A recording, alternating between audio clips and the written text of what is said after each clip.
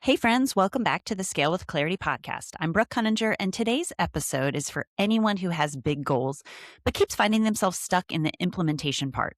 I'm sitting down with Jen Laffin, who calls herself a chief momentum officer for solopreneurs. And honestly, you'll hear pretty quickly why that title fits. We talk about the comfort caves so many of us retreat to when things get uncomfortable, the self-doubt roadblocks that derail momentum, and what accountability can look like without the guilt, shame, or pressure. If you've been spinning and overthinking shiny ideas or I'll do it later, this conversation will feel like a supportive mirror and a nudge forward. Let's dive in. Welcome to Scale with Clarity, the podcast for entrepreneurs who are building a business and a life that actually feels good. I'm Brooke, fractional CFO, strategist, and mom of three, and I've learned that scaling isn't just about hitting revenue milestones. It's about finding alignment between your big vision and your everyday reality. Each week, you'll hear honest conversations with founders who are redefining success on their own terms. We'll talk about the pivots, the aha moments, and the tough decisions behind the scenes. Plus, the surprising ways entrepreneurship becomes the greatest personal growth journey of all. Whether you're dreaming of leaving corporate, navigating the messy middle, or trying to grow without burning out, this show is here to help you scale with more clarity, confidence, and ease. Because building a business should expand you, not deplete you. Let's scale with clarity together.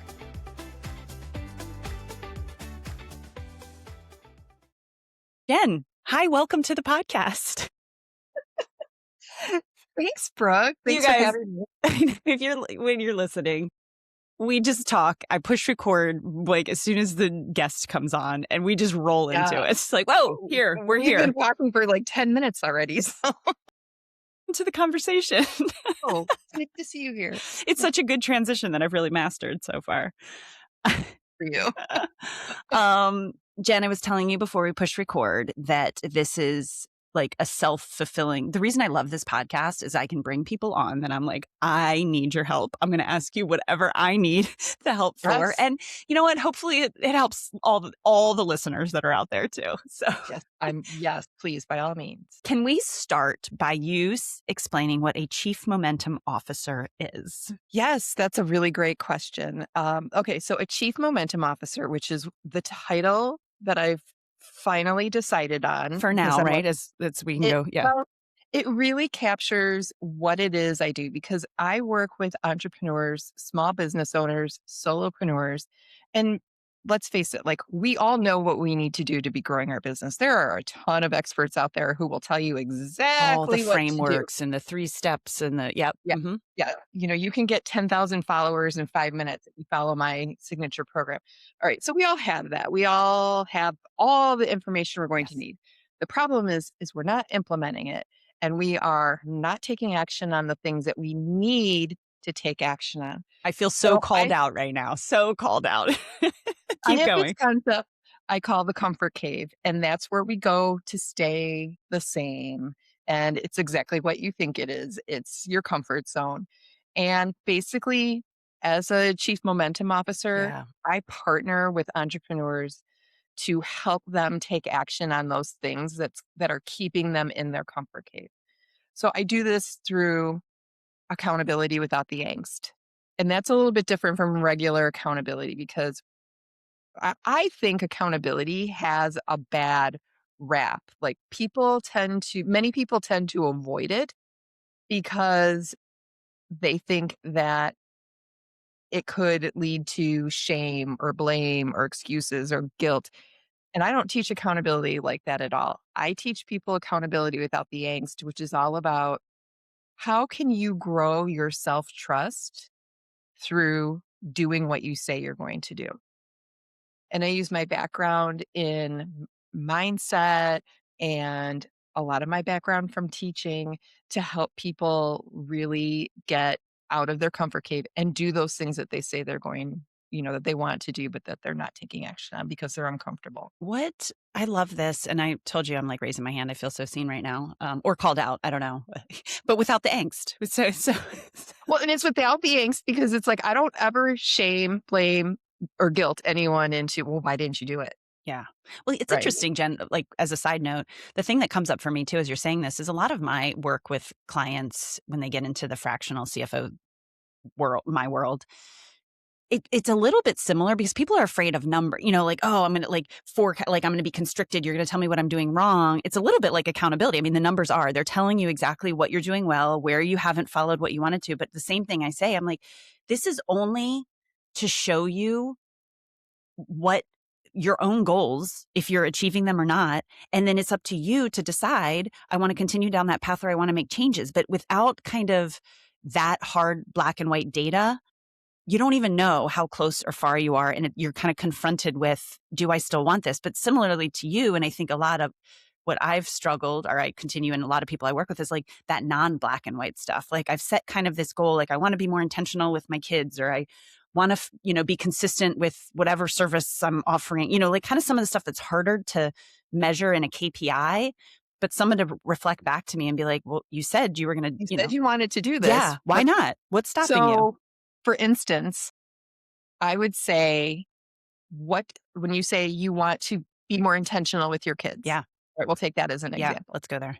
What does that look like for you? What does Mm, that mean? that's a really good question because I'm going to put my coaching hat on. I'm like, oh yeah, you need to define it, is what I was telling others. Me thinking internally, you're right. I think it means being present without my phone and electronics, each and every day, but for at least like when they get home, call it an hour. Okay, so now you have something you can Yeah. measure. Because like just even doing that, here's what comes up for me. I'm like, I haven't actually defined that. Mhm. Because before I'm trying to think now, I'm like, before I define it, I'm like, is that enough? What does that really mean? And what ends up happening is I'm not actually intentional and I'm multitasking. And so it never feels like enough. And so then I guilt myself, all those things, that circular thing. But what I also want to say is what I've seen happen where I have kind of defined it for myself in other areas. One of my main things was like self-care and health and kind of prioritizing myself over the last year is by actually defining it, I can look back and say, does that feel right? Like you don't have a baseline if you don't say what it actually means, right? Like that doesn't mean you're holding yourself accountable. And if you don't do that, but it's like, that didn't feel like enough. 1 hour, that wasn't, or it was way too much. Exactly. You Like, can't hold yourself accountable if you don't know what you're holding yourself yeah, accountable to, which is why what you just demonstrated, Brooke, is what I call spinning in the luxury of confusion. Meaning we want something, but we don't really know exactly what it takes to get there. And that is one of what I call the self-doubt roadblocks, which there's 6 of them. So they are procrastination, perfectionism, confusion, which is what you just shared, comparison, imposter fear, and shoulds. Okay. And it's those self doubt roadblocks come from our primal brain as a way of protecting us from changing because the primal brain is this ancient part of our brain yeah, that wants us to stay safe. And we stay safe by staying in our comfort cave. So you think like something such as being more intentional with your kids, you're like, well, what's the risk involved with that? What's going to cause you're going to have to show up as a different kind of person if you're going to start being more intentional. Primal brain yeah, doesn't like that. So it's like, well, we're going to keep Brooke confused about what that looks like. So then she doesn't take action on it. yeah. And you know what else comes in? I mean, I'm like, okay, what is the reason? Oftentimes it's the boundary setting on the work side because I feel like because there's the perfectionist and the over that fear that's coming up on that side that bleeds in. But what I've been working on, and I really do feel this, is when I'm grounded in kind of that concrete values or what I've said, it makes it easier to push back against some of those other fears like perfectionism because I know I'm doing it for a reason that I've set, but when I leave it gray, some of those other areas like the perfectionism or some of the other ones you've talked about can leak in faster because I Yep. haven't kind of grounded in the why of which is like one of my values. And so I like that. And the 6 that you said, I'm like, yes, yes. What is there one more than another you see like stops people? And I'll just pause there. Is there one?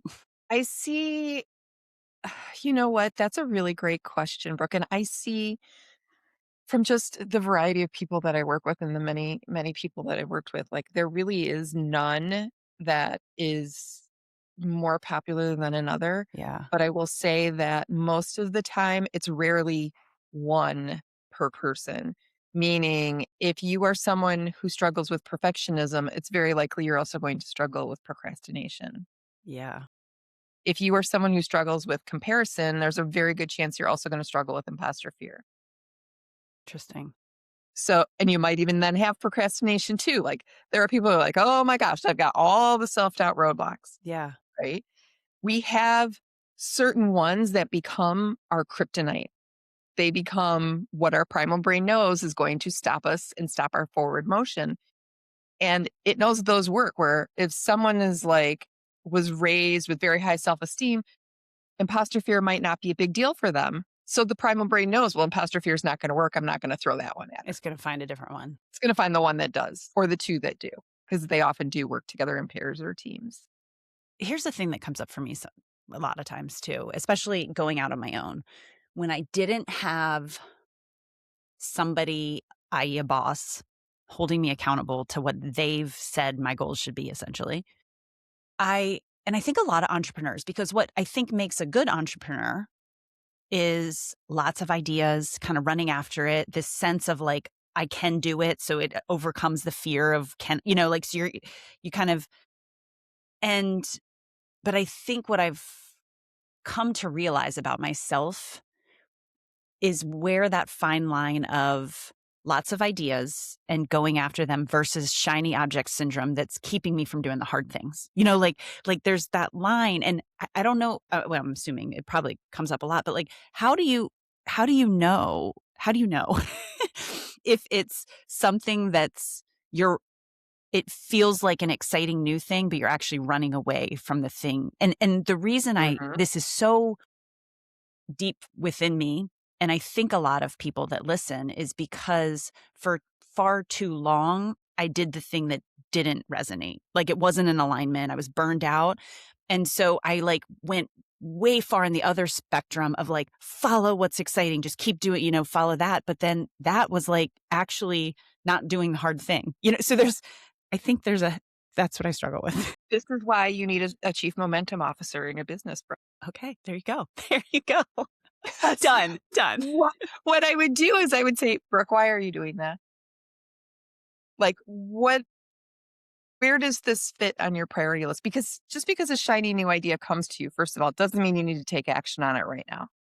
See, that's my first problem. I'm like, right now, we got to go. Right now. Right, go. And so a lot of times what will happen is we will whatever it is we're doing that we had set out to do when it becomes uncomfortable, Yeah. discomfort rises. Primal brain wants you to go back to your comfort cave. And one of the ways it does that is it just kind of like reduces the level of stress in you by saying, oh, here's a shiny new idea. Because shiny new ideas always come with the fresh start effect, meaning you Yeah. have a lot of energy and excitement and optimism, and everything's going to be easy. And I'm going to get this, and it's not going to be a problem at all. And that too is also going to eventually become work and it's Yeah. going to get uncomfortable. And then you'll be looking for something else. So that's why when I work with clients and we set like weekly goals and they come back to me and they say, I didn't do it, the first question is always, what happened that made you decide not to do it? What was the thought that came into your head? Because if we can identify that, we can figure out what exactly is going on. And I can help you see how that is not necessarily in your best interest. Mm. And if you're worried about losing you're like, I get this new idea. If I don't take action, then it's gonna be gone. I teach my clients, I'm like, you get yourself a little poster board, you write it on a post-it. We call it post-it, put it in the post-it parking lot. Like you just park it until you're done. Because as entrepreneurs, and you're absolutely right, like especially those who were employees once, when someone else is telling you what to do, how to do it, when you're done, how to know if you did a good Yeah. job, like there are all kinds of things that come in that raise the discomfort with now, what do you mean I have to do all this stuff on my own and I have to decide if I'm doing a good job? Yeah. So the urge to escape that discomfort is always there. And It is always. it's always there. And it's interesting. I think because there was so long, like, uh, not PTSD, but just my brain automatically goes where I didn't, um, stick up for myself, I guess is the right way to say it, for far too long of listening to your gut if it's not in alignment or like you don't like this type of work or whatever, that if anything feels slightly constricting, which is what having your own Um, a client is going to tell you something, like they're going to want you to do something that maybe you don't, but it's in the best interest of the relationship, whatever it is. When that slight constriction of like, oh, I think now this is the realization after a couple of years is like I was running from that, but then towards the other new exciting thing. But because I didn't trust myself to say, like, if it gets too much, like in a week, you can say no, like you can always change. It's like I had to build up that self trust that like I would follow it. So, and actually by trusting myself, the feeling got less because I was like, oh, this is fine. If it's like I'm annoyed for the day, but I know it'll only last for a day and I'll get what, exactly. you know what I mean? Like, or Exactly. do the sales call that's And uncomfortable or whatever. having that partner on the outside saying, Brooke, you've been through this before. It was hard before, you got through, you didn't die. You're going to do it again, right? Yeah. Like we're going to get through it again. Let me know when you're done with this. Yeah. Like And I do that with my clients all the time. I'm like, text me when you're done. I'll be waiting for your text. If you don't text me, I'm coming to find you. I will fly out there. I'll be on your front porch. I'm like, and I do not fly anything but first class. And I will charge you. It's like wake up in a cold sweat in the morning. Like it's Jen outside my door. I got to do this. I did like your post recently too, because I have to, I mean, I know you've actually said this, but it really resonates for you. You've got to be the bad guy sometimes. And I know you said without the angst, but sometimes it is just holding that mirror up for people where they don't really want to see it ever. You want to have a successful business? I know. Yeah.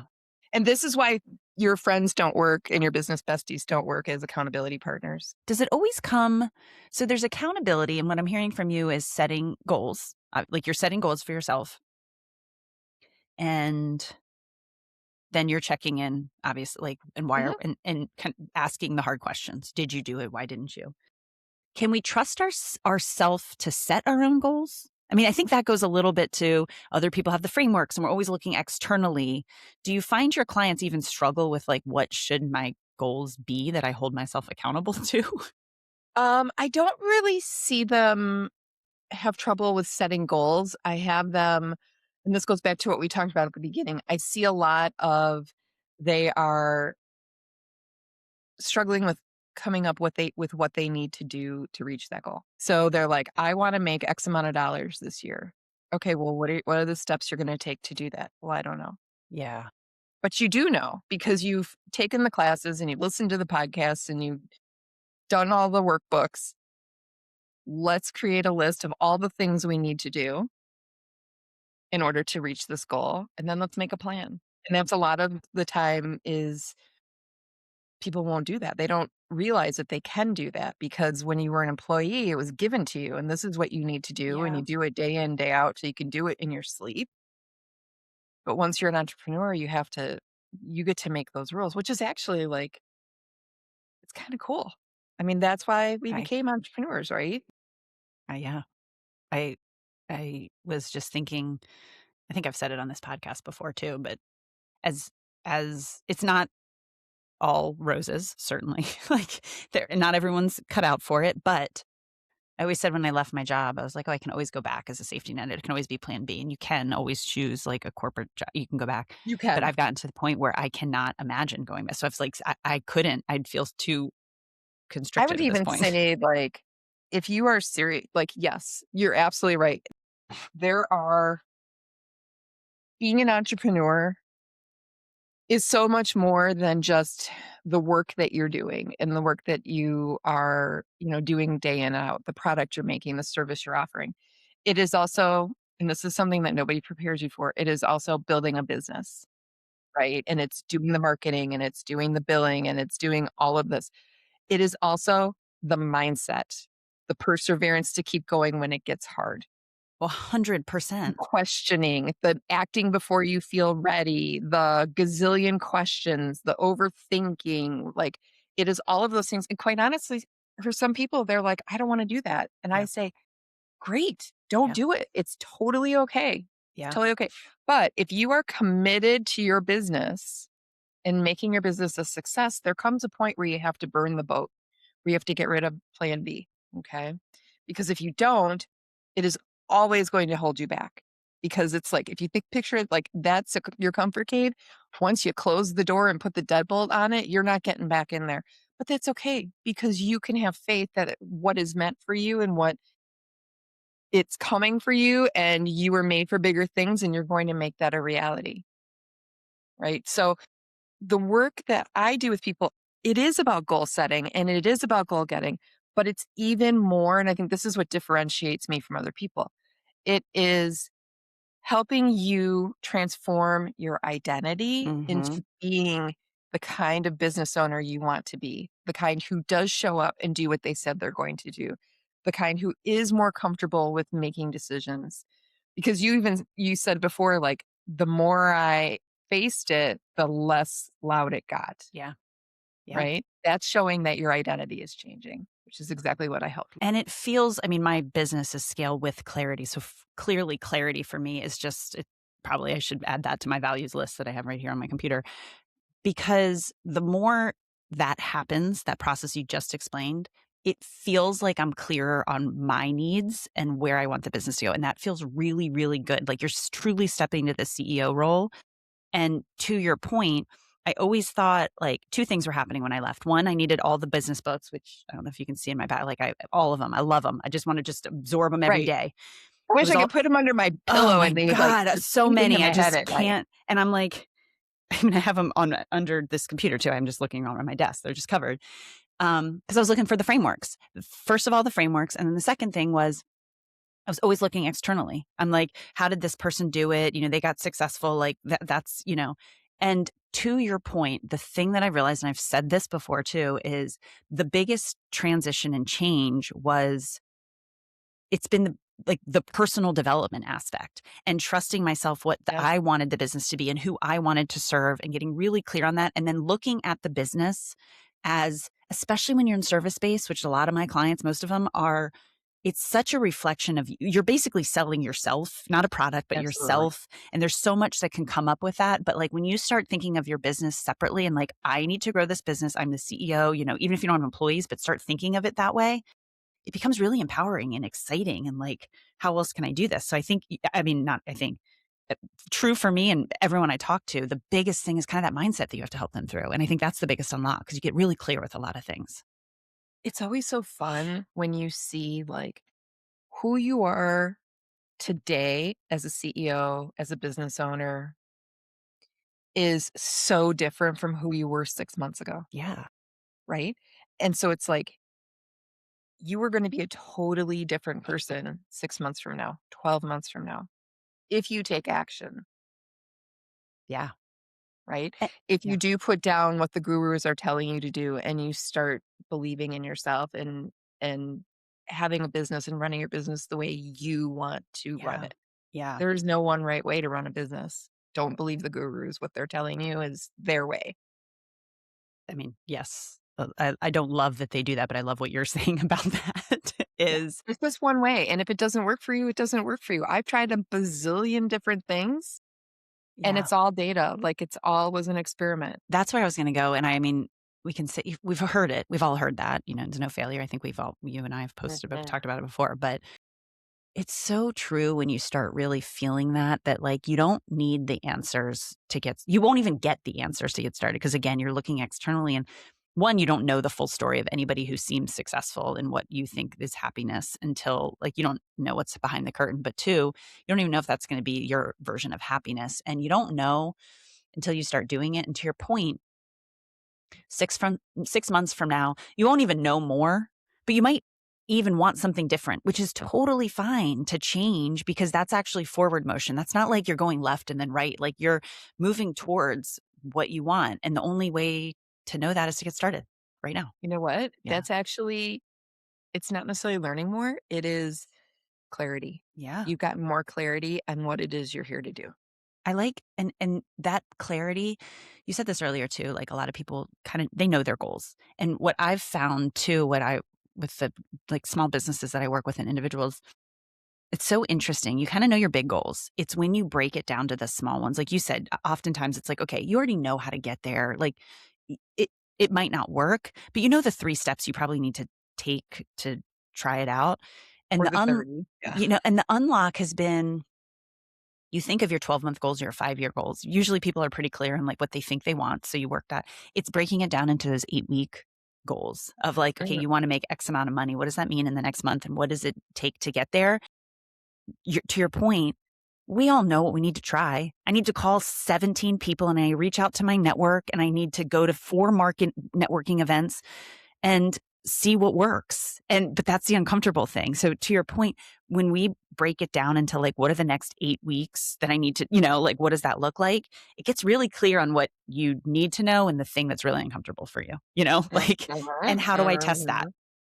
mhm, mhm. So Yep, and that's where, like, with my clients, when they would do that, they would have the benefit of having me there to, first of all, check on them and make sure that they're doing what they said they were going to be doing. But also, if they're not, or if they're struggling with it, to talk through that with them or help them get that clarity. And yeah, sometimes I'm a sounding board. Sometimes I can see their blind spots or I can see repeated behaviors that are going to yeah, not get you going where you want to go. It's like, um, having to be the bearer of bad news sometimes, like what we were talking about before. It's like, it's actually a service for people, and it's like turning on a light bulb a lot yeah. of the It's like the time. hard thing to hear, but hearing it also is really clarifying. Like you kind of get to the heart of what's actually stopping you, and it's oftentimes not others, which is easier to blame. When you were in your job, when I was in my W-2 job, it was easy to blame a boss or a coworker, and you go out on your own, it's a little harder to blame others, but you still can maybe blame the clients or just, I don't know, this technology, I'm not, whatever it is. But the questions you ask them, it's like gets really to the heart, and it's like, but you're the one that can change those too. So like the positive is like, you don't like hearing it, but it's you're stopping yourself. So actually you have the power to totally change it. And then to your point, it gets a lot clearer. So We are always the bottleneck in our own yeah. growth. Yeah. So when I taught, I think I told you before, but I used to teach 4th grade. I taught 4th grade for 9 years. Um, so my last name is Laffin, and students at my school gave me a nickname. Oh, I can't wait. I have a fifth grader and a second grader. So I can imagine what they would come up with. Go. Okay, so they called me Meanie Laffini. I know, isn't that awesome? Meanie Laffini. I'm like, "Oh, well, good, at least they know how to rhyme." Because, and it wasn't my students that called me this, it was students outside of my classroom, because they saw a teacher with high expectations Hmm. for their students, right? But what they didn't see is the relationship that I had, Yeah. where it was a mutual, like, I was practicing what I'm coaching entrepreneurs now Yeah. on. I was doing it with my 4th graders. And if they weren't making the progress that I knew they were capable of, I, of course, would step in and say, "Hey, what's going on? What do we need to do different? What is this telling you?" Whenever they'd have a math test, every time they got their math test back, I went through every answer with the class, Yeah. and I'd have students identify, what is the point where you went wrong? Like, where you veered off path on getting the correct answer, and like use that as a learning point for them, Yeah. not as like like, you don't know what Yes. you're doing, but more of like, let's figure out what you did so that you don't do it again, It's which is the so, same thing like that I do with my clients. So will I be mean? Never without love. it's so, you hear, ugh, kids are the greatest teachers. And I wish I could have worked on myself before I had kids, and then I see it in them and I'm like, "Oh, Totally. I'm Totally. mirroring," right? But it's funny you say this, and I just had my daughter she had she's in gymnastics, and she's 7 years old, but she was working on a new move, and she was saying her coach was being really hard, and she came off and she was crying and so upset, and one of the girls in the class with her didn't know as many things, and the coach wasn't hard on her, but I was like, "Honey, it's so clear to me being outside of it, he's not doing it because he's because he knows you can do it, and he's pushing you to do the next thing, and that's what you actually want because you love gymnastics and you want to get better." And so hearing you, I'm like, it's so crazy. We can see it in others, but like that's exactly it. Like we want to expand our comfort zone so that we are moving towards the whatever it is that makes us the most happy and peaceful and best versions of ourselves. But when we do that, it's going to like, we want someone to blame and be upset about it. And you can feel all the feelings, but to your point, you're doing it out of love. Like Yeah. based Because on, I can see what you can't, and you yeah. can see what your kids can't, and coaches can see what their athletes or whatever can't. And it all comes starting from the place of the person self-identifying what they've said they want. Like it's not based on someone else's version. It's like, you've said this. So like, let's get you there and then Yeah. assess. And maybe that'll change. Like Yes. you said, every 6 months, like, you know what, actually, that's not what most fulfills me or makes me happy. But like, Right. then let's dig into that. So Right. I Right. love Right. that, Jen. You have a couple ways that people, so one, you've talked about accountability and obviously like holding people accountable, but you have a community group that people can sign up with too. Can you tell us a little bit about that? And then I want to also touch on your podcast, which is, Absolutely. So my small group where most of my clients start is called the Goal Getters Club, and it's where I teach my goal getter framework and teach entrepreneurs basically how to build momentum in their business.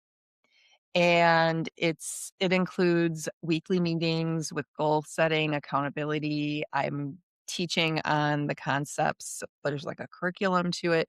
It's very, very effective, especially for entrepreneurs who are earning under 100K. And then I'm putting together a new program called Next Level Entrepreneur that will be starting probably in April. I'm thinking it'll probably be April, which is going to take people who are making momentum but really want to leap up to that next level. And that program is going to be focused on identity and really becoming that future you now and acting from that place, because that will really, really accelerate your business. I love that. But I will also tell you, brand new, I was working on it this morning. Hot off the presses? Oh, This is like literally hot I off the love it. keyboard. Yeah. Um, Exclusive right here. so Scale with clarity. yeah, yeah.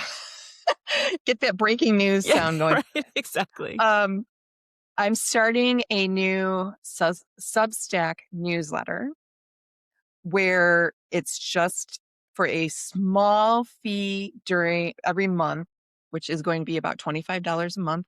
You can become a subscriber and get some of the resources that I'm using with my goal getters and learning those foundations. So it's for people who aren't ready for that commitment, but want to start getting that background information and learning more about how to get accountable using the methodology that I teach. That's also an option. And being such a low price, Yeah, it's a great I opportunity. love that. And you have your podcast that comes out weekly, right? Is it weekly? It comes out weekly. It's Which called The is, Goal Getter Guide. And it is, again, it's just another way for me to share my methodology with the entrepreneurs that need it. I love that. So it's like, regardless of where you are from an income perspective or on your journey, you kind of meet entrepreneurs or individuals at various points. And what I would say is you're never done. Like as a Exactly. like there is always the next goal. And that's why I love, I mean, we can base it off of income level, but you're just never done. There's the next thing. And as you grow and as you evolve and as you face new things, you realize you're learning about yourself. And so just kind of always having someone like you to say, kind of hold the mirror up, question what we're doing, make us do the work internally.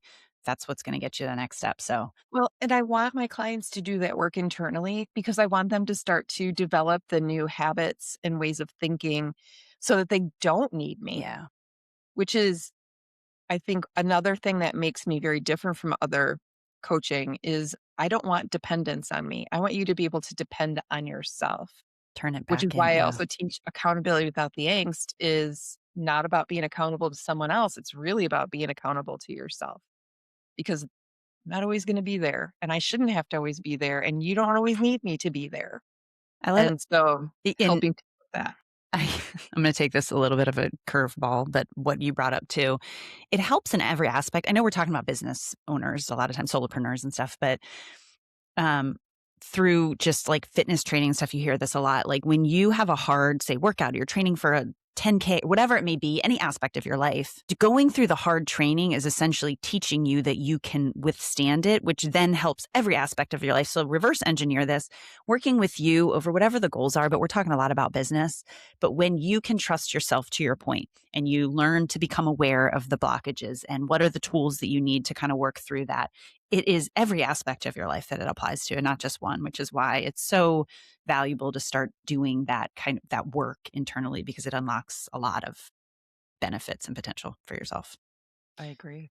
So, Jen, thank you. I will put all of that in the show notes. I said at the beginning, I was like, we're recording this on a day that my children are home, and I'm like trying to figure out what am I going to hold myself accountable to this week. So I told Jen before we started recording, I'm like, this is perfectly time for me to talk to you, so and figure out for myself what I need. So thank you for coming on here and making the time. We'll put all this in the show notes, and it's just so needed for everyone. So I hope if you're listening, you pulled at least one thing from that, and then you can reach out to Jen for all the other things. You got it. All right. Thanks so much, Brooke.